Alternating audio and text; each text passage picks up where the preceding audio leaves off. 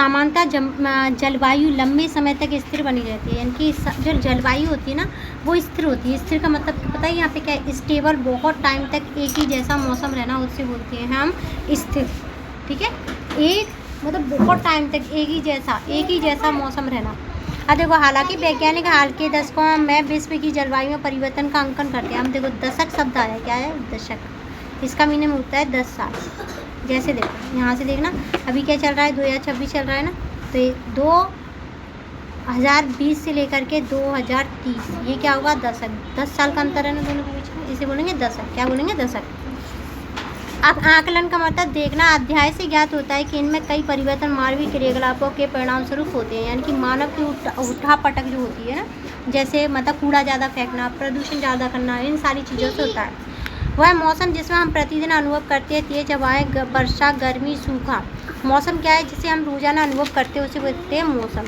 ऋतुएं प्रतिवर्ष आती है और प्रत्येक ऋतु किसी स्थान का मौसम भिन्न होता है। हर ऋतु का मौसम कैसा होगा? भिन्न होगा, यानी कि अलग तरीके का होगा। जलवायु किसी विशेष क्षेत्र में दीर्घकालीन मौसम प्रारूप है, यानी कि जलवायु क्या है? देखो इसने क्या बोला? जलवायु स्थिर होगी, तो स्थिर का मतलब क्या होगा? स्थिर होगी तो बहुत टाइम तक होगी ना, तो दीर्घकालीन होगी। दीर्घ मतलब लंबा, कालीन मतलब टाइम। कालीन का मतलब क्या है? टाइम, बहुत ज़्यादा टाइम के लिए रहती है। जलवायु बहुत ज़्यादा टाइम की रहती है और मौसम की जैसे ही होती है। विश्व में विविध प्रकार की जलवायु पाई जाती है। अब हम भारत में पाई जाने वाली जलवायु के प्रकारों के बारे में जानेंगे। भारत में जलवायु के प्रकार, यानी कि भारत में किस तरीके की जलवायु, उसकी स्टडी हम यहाँ पे करेंगे। जैसे कि हम जानते हैं भारत विविधताओं का देश है। विविधताओं का मतलब डाइवर्सिटी का। यह बात इसकी जलवायु के बारे में भी उतनी ही सत्य है। उत्तर में हिमालय पर्वत में अल्पाइन जलवायु कैसी है? अल्पाइन। अब देखो एक शब्द आया ना, अल्पाइन। क्या है? अल्पाइन। अल्पाइन का मतलब क्या होता है कि यहाँ पे ना पर्वतों में ठंडा मौसम है। कैसा है? ठंडा, जिसमें ना पेड़ की जो पत्तियाँ होंगी वो ऐसे होंगी नुकीली। कैसी होंगी? नुकीली। क्योंकि देखो पेड़ हमेशा ऐसे होते हैं पर्वतों पे, ऐसे इस टाइप के। लेकिन जब हम दिल्ली में देखते हैं ना तो पेड़ कैसा होगा? ऐसे जाएगा और ऐसे होता है, ऐसे होता है। मतलब ये वाला जो डिज़ाइन होगा कुछ इस तरीके से होगा डिज़ाइन, गोल टाइप। और जबकि पर्वतों में कुछ इस तरीके से होगा, तो इस तरीके को बोलेंगे अल्पाइन। और इसको हम बोलेंगे हम समशीतोष्ण। क्या बोलेंगे? समशीतोष्णीय वन। अब देखो यहाँ से देखेंगे, जहाँ शीत ऋतु अत्यधिक ठंडी और बर्फीली होती है तथा ग्रीष्म ऋतु बहुत शीतल होती है। ठंड वाली बहुत ज़्यादा ठंडी होती है, और जो वो शीत ऋतु कैसी होती है? बहुत ज़्यादा ठंडी और बर्फीली होती है। और गर्मी वाली कैसी होती है? बड़ी ठंडी होती है। अल्पाइन शब्द का अर्थ है अल्प से आया। अल्प क्या है? एक पर्वत श्रृंखला है। क्या है? एक पर्वत श्रृंखला। लेकिन कहाँ पे? यूरोप में। अब यूरोप पता है क्या है तुम लोगों को? यूरोप पता है? यूरोप नहीं पता? तुझे तुम्हें मारूंगी। महाद्वीप पढ़े थे? तो यूरोप महाद्वीप नहीं पढ़ा था उसमें? तुम तो कह रही मुझे पता ही नहीं। हमारी जो दुनिया है ना वो ना, देखो ये पूरी दुनिया है, इसमें 7 जगह हैं, जिसमें एक एशिया है, एक हमारी क्या है? ऑस्ट्रेलिया, एक है यहीं पे सटा हुआ यूरोप, यहाँ पे अफ्रीका, यहाँ पे साउथ अमेरिका, यहाँ पे नॉर्थ अमेरिका। कितने हो गए? 6। और यहाँ पे नीचे होगा अटलांटिक। क्या होगा? ये 6 पार्ट। अच्छा, ये नीचे की साइड ही है इसीलिए नीचे दिया। ठीक है, ये 7 पार्ट है। दुनिया में कितनी जगह है? और बाकी जो जगह बची हुई है इसमें पानी है। क्या है?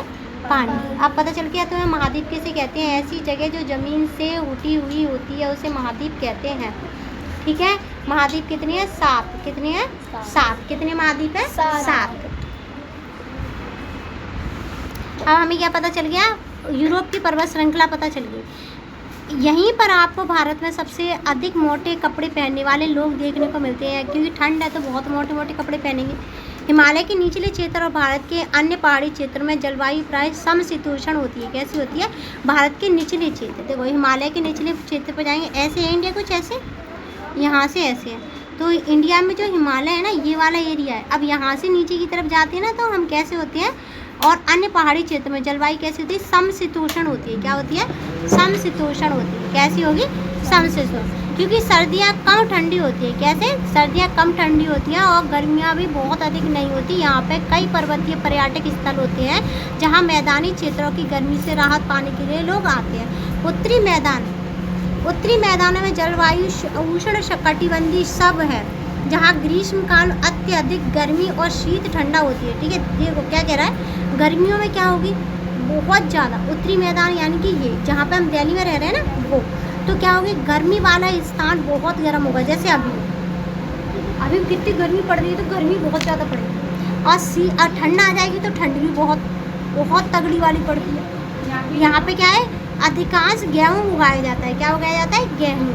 पश्चिम में थार मरुस्थल की जलवायु शुष्क होती है। कैसी होती है, शुष्क मतलब सूखी, जहाँ अत्यधिक गर्म रातें, ठंडी और वर्षा बहुत कम होती है। देखो रातें कैसी होंगी, ठंडी रजाई वाली, दिन कैसे होंगे, सहारा मरुस्थल वाले, इतने कि जल जाए हम, कितने कि जल जाए, और वर्षा तो होगी नहीं। यहाँ के लोगों ने जल संग्रह करने और बचाने के लिए अनेक उपाय विकसित किए हैं। क्या है, विकसित कर लिए बहुत सारे उपाय। अब देखो पश्चिमी तटीय पट्टी में मानसून के पश्चिमी तटीय वो नहीं आया ना पट्टी, समझ में, ये शब्द समझ में आया है, नहीं समझ में आता तो तुम बोलती क्यों नहीं, अभी तो टाइम है, अभी पता ही रिया नहीं। देखो यहाँ से लेना, पश्चिमी तटीय पट्टी में मानसून। अब देखो पश्चिमी नहीं समझ आया ना हमें, ये है हमारा इंडिया, ये हमारा इंडिया है ना, तो पश्चिम हम इसे बोलते हैं, इस वाले एरिया को। ठीक है, अब ये क्या है, तटीय पट्टी यानी कि ये वाली पट्टी में मानसून के महीने में भारी वर्षा होती है, खतरनाक बारिश होती है इसमें। क्या होती है, खतरनाक बारिश, जिसमें डूब जाते हैं सब। ठीक है, अब जैसे कि घर में पानी हो जाए। हाँ, उष्ण कटिबंधीय आर्द्र जलवायु बनती है। उष्ण, देखो उष्ण कटिबंधीय आर्द्र जलवायु। ठीक है, इसका मीनिंग समझेंगे।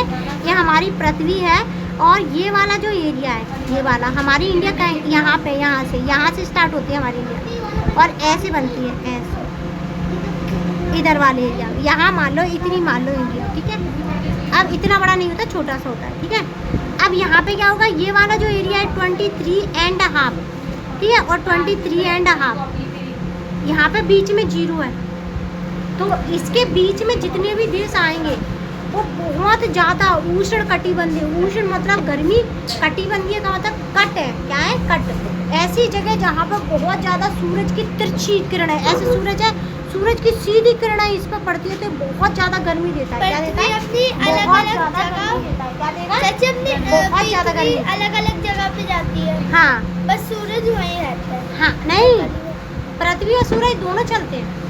तो आपने तो बोला था सूरज नहीं हिलता, बस पृथ्वी गोल गोल घूमती रहती। सूरज भी चलता है, आपने बताया ही नहीं। हाँ मैंने बताया था। देखो यहाँ से देखो, ये सूरज चल रहा है तभी तो दिन रात हो रहे हैं।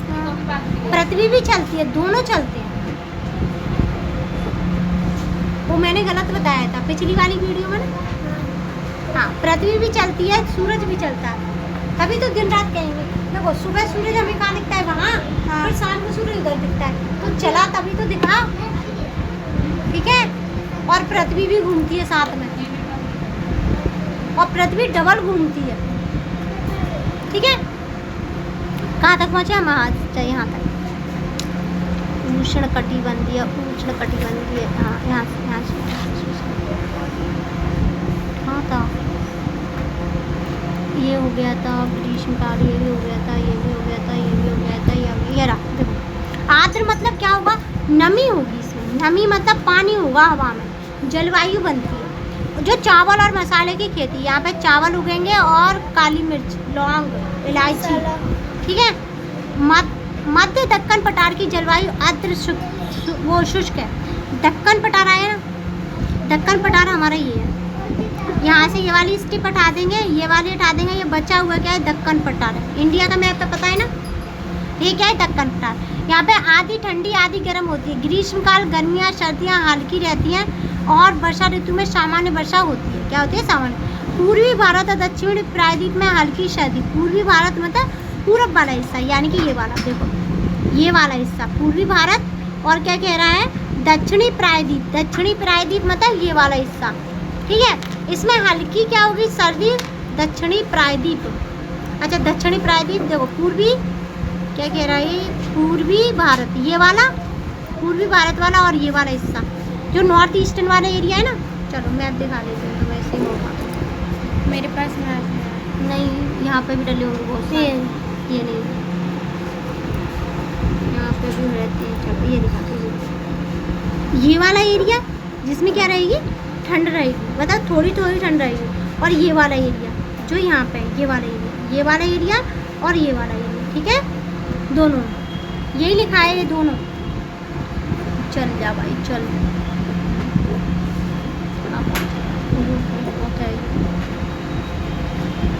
ये है। अब देखो, मैं हल्की सर्दी, मानसून हवाओं द्वारा नियंत्रण, अलग अलग आर्द्र और शुष्क अवधियों के साथ उष्ण कटिबंधीय इनकी ट्रॉपिकल रहता है जलवायु का अनुभव करते हैं। अब यहाँ से देखेंगे जलवायु निर्धारित करने वाले कारक। जलवायु कैसी होगी ये उसके कारक बताते हैं। अब कारक में क्या होता है, अक्षांशीय रेखा। क्या होती है, अक्षांशीय रेखा। अब यहाँ से देखिए विभिन्न प्रकार की जलवायु का निर्माण किन कारणों से होता है, इनके कारण अनेक इसके लिए उत्तरदायी होते हैं। वैश्विक स्तर पर कुछ सामान्य कारक है, जबकि कुछ कारक क्षेत्रीय या स्थानीय स्तर पर होते हैं, कुछ जानते हैं, ठीक है। अब देखो वैश्विक स्तर पे क्या होता है, यानी कि विश्व के स्तर पे, यानी कि दुनिया के स्तर पे। और स्थानीय स्तर पे मतलब स्थानीय लोग, जैसे मैं हूँ स्थानीय लोग, ठीक है। अब यहाँ से देखें भूमध्य रेखा के पास। अब भूमध्य रेखा पता है तुम्हें, बताओ कहाँ है? इसमें बताओ, इसमें अपना भूमध्य रेखा का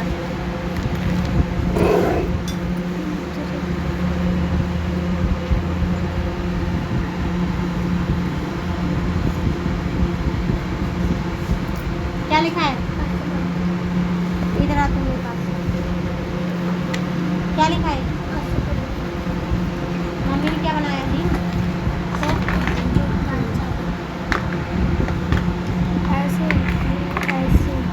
ऐसे खरबूजे को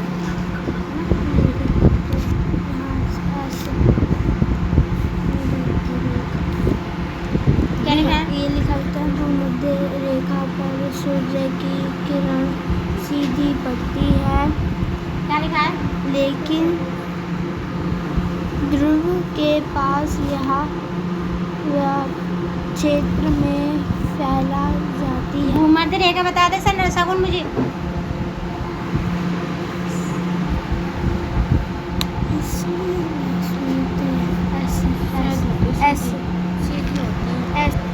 ये हमारी अक्षांशीय रेखा भी है और ये हमारी भूमध्य रेखा भी है। भूमध्य रेखा फैली भी रहती है, ऐसे ऐसे ऐसे ऐसे पूरे में फैली रहती है, ठीक है।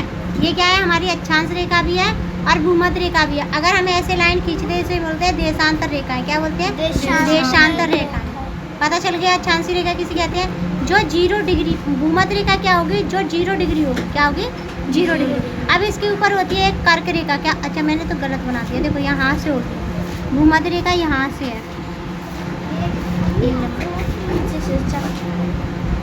यहाँ से है भूमध्य रेखा, यहाँ से भी नहीं है, यहाँ है, यहाँ देखो, यहाँ पे बिल्कुल नीचे से है वो। नीचे से नहीं है ये ना, मैप ना, मतलब ये इंडिया वाला हिस्सा ऊपर दिखाया है ना, तो यहाँ नहीं है भूमध्य रेखा, यहाँ पे 0 डिग्री होगी, फिर इसके ऊपर 23 होगा और इसके नीचे 23 होगा।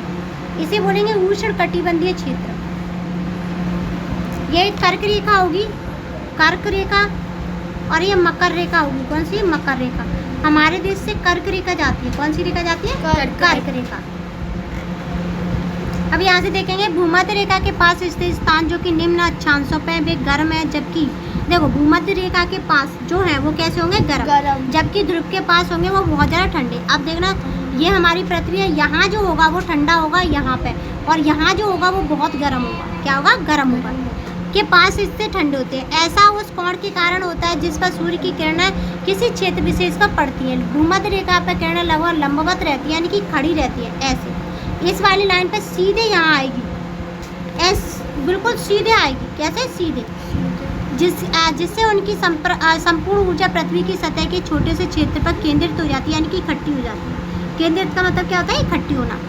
या तिरछी होती है और सूर्य वो ऊर्जा एक बड़ी सतह पर वितरित हो जाती है, यानी कि फैल जाती है। इसके अतिरिक्त उन्हें पृथ्वी के वायुमंडल के बहुत बड़े भाग से लंबी दूरी पार करके गुजरना पड़ता है, जैसे कि चित्र में दिखाया गया है, जिससे उसकी ऊर्जा और भी अधिक नष्ट हो जाती है। परिणाम स्वरूप वो ध्रुवीय क्षेत्रों में, ध्रुवीय क्षेत्र जो होते हैं ये वाले, और विषुवत रेखीय क्षेत्रों की तुलना में कम तापमान होता है, यानी कि यहाँ से यहाँ तापमान ज़्यादा होगा, यहाँ कम होगा।